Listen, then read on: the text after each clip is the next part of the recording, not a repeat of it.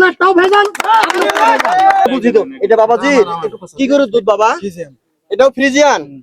দুধটা ঠান্ডা তাই না? গরম গরম গরম গরমের মাপ আরো লো আসে, আমরা এটাকে পরিমাপ করি। হ্যাঁ সমস্যা গরমের মাপ একটু ইয়ে আসে। হ্যাঁ ইনার গরম হিসাবে ঠিক আছে মাপ থাকার কথা 25%।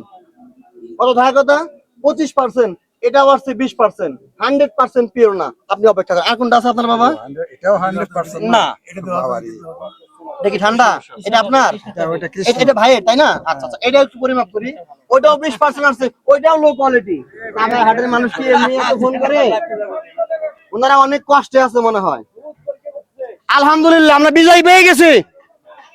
ভাই কাছে আসেন, আপনি আসেন এখানে। আরে যাও ওখানে যা পাগলা। এখানে যে কত বড় দুর্নীতি হচ্ছে সাভার হাটে, মানুষ আমাকে এমনি তো ফোন করে নাই। কাছে আসেন আপনি, এইখানে দাঁড়ান।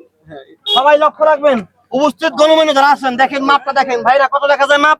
30% দেখা যায়, 30 দেখা যায়। ক্লিয়ার?